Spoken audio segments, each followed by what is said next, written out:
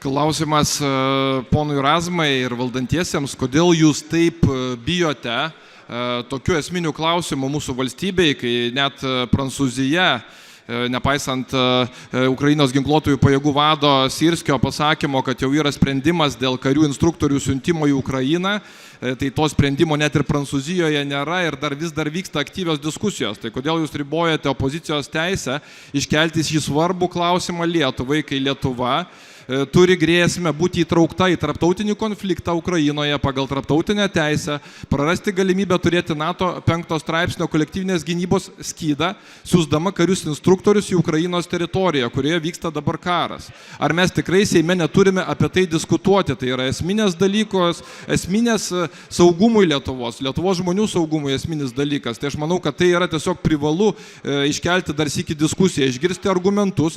Jeigu priimsite sprendimą tokį patį, tai bus jūsų atsakomybė, kad Lietuvos mamų vaikai žus tenai.